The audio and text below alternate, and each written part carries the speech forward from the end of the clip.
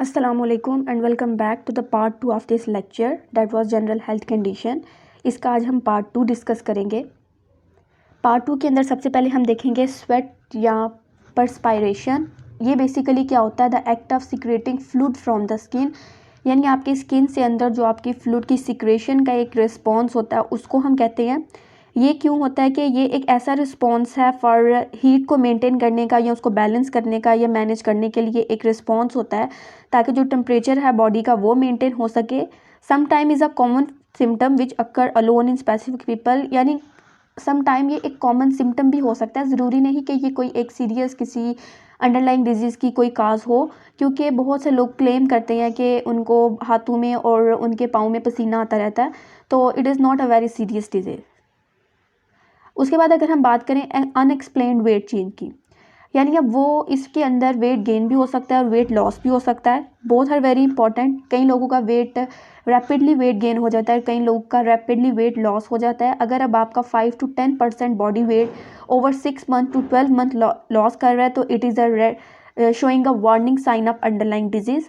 कौन कौन सी कॉजेज़ हो सकती हैं वेट लॉस के बारे में अगर हम कॉजेज़ देखें तो डिप्रेशन हो सकता है, यानी अब कई लोग डिप्रेशन या सैडनेस की फीलिंग में हों तो वो बहुत ज़्यादा खाना पीना छोड़ देते हैं, या कई लोग अब बहुत ज़्यादा खाना शुरू कर देते हैं, लेकिन कई लोग खाना पीना छोड़ देते हैं जिसकी वजह से वो वेट लॉस की तरफ चले जाते हैं। कैंसर हो सकता है। कैंसर के अंदर अब जब सेल ज़्यादा बनना शुरू होते हैं तो उनकी नीड भी ज़्यादा हो जाती है, जिसकी वजह से एक पर्सन का कोई पर्सन है जिसको कैंसर की डिजीज़ है तो उसका वेट लॉस हो सकता है। उसके बाद जितने भी जीआईटी के डिसऑर्डर हैं उसमें आपका वेट लॉस हो सकता है। जितने भी कार्डियोवास्कुलर डिसऑर्डर हैं उसमें भी आपका वेट लॉस हो सकता है।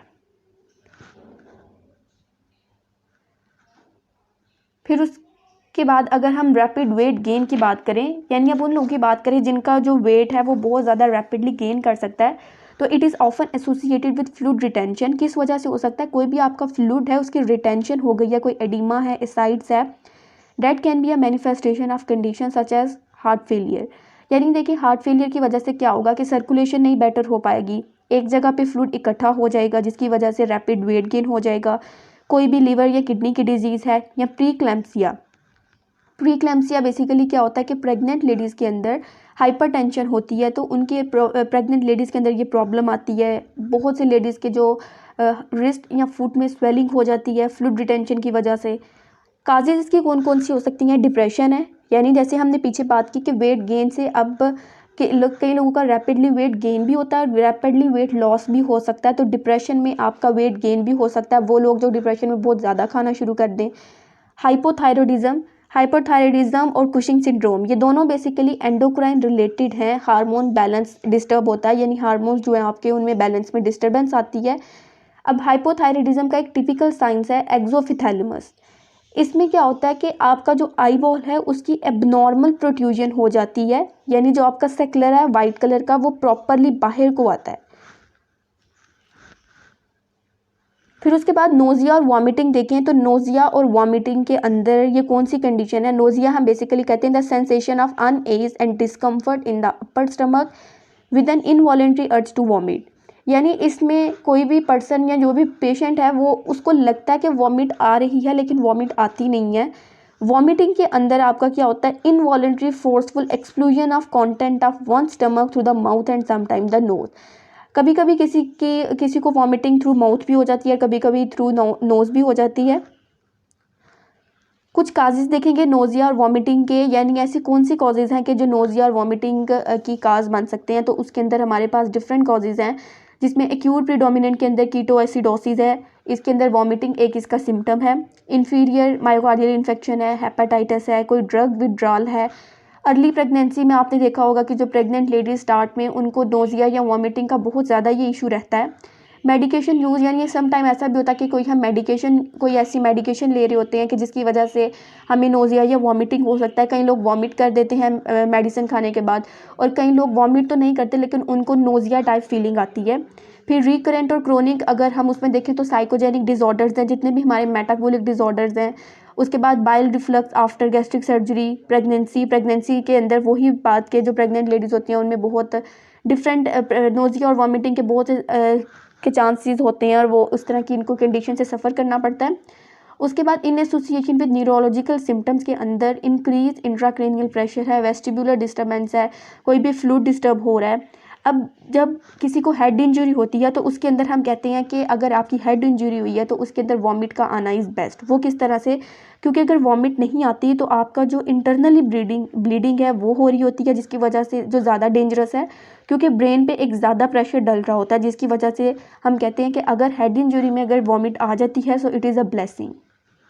फिर उसके बाद मिड लाइन सेरिब्रल हेमरेज है, तो ये भी एक नोजिया और वॉमिटिंग की काज है। पैरास्थीसिया, नमनेस और वीकनेस, ये बेसिकली क्या है, ये न्यूरोलॉजिकल प्रॉब्लम्स है, यानी जो आपकी कोई भी नर्व का इशू आ जाता है। आप देखिए अगर प्रॉब्लम अगर आपके सेरिबेलम में है तो क्योंकि वो इसको कंट्रोल करता है सारे इन सब चीज़ों को, तो आपको इन कंडीशन से सफ़र करना पड़ेगा कि आपको किस तरह की सेंसेशन होती है। अब नॉर्मल सेंसेशन फील होती है जैसे फ्रिकलिंग, टिंगलिंग, इचिंग, बर्निंग, इस तरह की सेंसेशन या इम्पेयर्ड सेंसेशन फील हो सकती हैं। सेंसेशन चेंजेस आती हैं, बैलेंस प्रॉब्लम्स होता है, विजुअल सिम्टम, हेयरिंग डेफिसिट्स। अब जिस तरह मल्टीपल स्क्लेरोसिस एक डिजीज़ है जिसके अंदर माइलिनेशन अगर नहीं हुई होती सही से तो सेंसेशन आती हैं। तो कोई भी अगर आपकी नर्व पे कंप्रेशन आ रहा है तो उससे ये सारी प्रॉब्लम्स हो सकती हैं। वीकनेस हम किसको कहते हैं, लैक ऑफ स्ट्रेंथ और क्वालिटी ऑफ बीइंग वीक। अब जो स्ट्रोक के पेशेंट्स हैं उनको हम देख सकते हैं कि उसमें लैक ऑफ स्ट्रेंथ या उनके अंदर जो स्ट्रेंथ होती है उसकी लैकिंग हो रही होती है या दे क्वालिटी ऑफ बीइंग वीक होती है। जितने भी न्यूट्रिशनल कोई भी अगर न्यूट्रिशनल डेफिशिएंसी है किसी पेशेंट के अंदर तो उससे भी वीकनेस हो सकती है। डिजीनेस, लाइटनेस में अगर हम देखें तो डिजीनेस और लाइटनेस और feeling of faintness often is associated with cardiac vascular insufficiency. इसमें क्या होता है, अगर हम बहुत सिंपल लैंग्वेज में इसको अंडरस्टैंड करने की कोशिश करें तो ये है कि जब कोई पेशेंट या पर्सन इस बात का क्लेम करता है जिसको चक्कर आते हैं, इसके अंदर सिम्टम्स हमारे पास हेडेक है, वीविंग है, सी सिकनेस है, रॉकिंग है, सेंसेशन ऑफ थिंग मूव और feeling that the ground is rising और फॉलिंग। या तो इसमें पेशेंट को या लगता है कि या तो वो घूम रहा है या जिस कमरे में वो बैठा है वो सारी चीज़ें उसके इर्द गिर्द से घूम रही हैं। अब हमने इसके अंदर एक वर्ड है वीविंग, उसमें हम डिजीनेस में हमने इसका सिम्टम क्यों लिखा है, क्योंकि जो फीमेल्स हैं बेसिकली ये थ्रेडिंग का काम करती हैं, तो जब वो ये मुसलसल काम करती हैं फोकस के साथ करती हैं तो उनको डिजीनेस की फीलिंग आती है। अब अगर डिजीनेस का कोई पेशेंट है तो उससे हमने किस टाइप के क्वेश्चन पूछने हैं कि do you feel light or faint, is there a spinning sensation in your head, is the room spinning around you. तो ये वो सारे क्वेश्चन है कि जो एक डिजीनेस का अगर पेशेंट है, कोई पेशेंट आपके पास आता है तो वो आपके पास डिजीनेस का इस तरह से सिम्टम्स बताता है तो आपने उससे इस तरह के क्वेश्चन पूछने हैं। चेंज इन मेंटेशन, ये क्या होता है, द ऑनसेट ऑफ कन्फ्यूजन और डिसओरिएंटेशन और a change in these symptom, यानी इसके अंदर आप एक जो कन्फ्यूजन की स्टेज आ जाती है, कोई भी आप उस पर किसी भी काम पे फोकस नहीं कर पा रहे।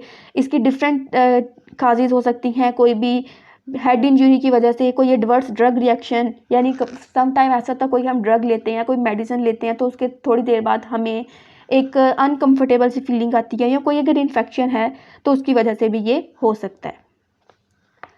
उसके बाद लेवल ऑफ कॉन्शियसनेस देखते हैं, ठीक है, यानी अब हम चेक कैसे कर सकते हैं कि एक पर्सन की क्या स्टेज है इस चेंज इन मेंटेशन के बारे में। तो सबसे पहले लेवल ऑफ कॉन्शियसनेस, जिसके अंदर हम अलर्टनेस और स्टेट ऑफ अवेयरनेस देखेंगे पेशेंट की, कि एक पेशेंट कितना अलर्ट है। अटेंशन देखेंगे, ability to focus on a task और एक्टिविटी, कि वो अपने टास्क और एक्टिविटी पे कितने फोकस होकर काम कर रहा है। मेमोरी में हम उसकी short term versus long term memory देखेंगे कि हम कोई भी उससे कोई चाइल्डहुड की बात पूछ सकते हैं, लेकिन ये मेमोरी वगैरह ये वाले तब आते हैं कि अगर हम अपने पेशेंट से एक स्ट्रॉन्ग इंटरेक्शन बना लें या एक फ्रेंडली रिलेशनशिप बना लें, तो फिर ये उस तरह आता है। ओरिएंटेशन के अंदर हम प्लेस, टाइम और नेम भी पूछ सकते हैं, और ये बेसिकली तब आता है कोई अगर बेड रिडन पेशेंट है तो उसमें हम पूछते हैं। थॉट प्रोसेस देखेंगे हम कि अगर एक पेशेंट है कोई इनलॉजिकल तो बात नहीं कर रहा, यानी एक पेशेंट है वो पहले लॉजिकल बात कर रहा है तो एकदम ही वो इनलॉजिकल बात की तरफ चला जाता है, तो इससे हम उसका थॉट प्रोसेस चेक कर सकते हैं। जजमेंट है कि अगर नहीं अवेलुएट कर पा रहे जो भी एक्शन चूज़ किया है तो इससे जजमेंट से भी हम देख सकते हैं। तो that was all from today's lecture. Thank you so much for being attention. Stay happy, stay blessed.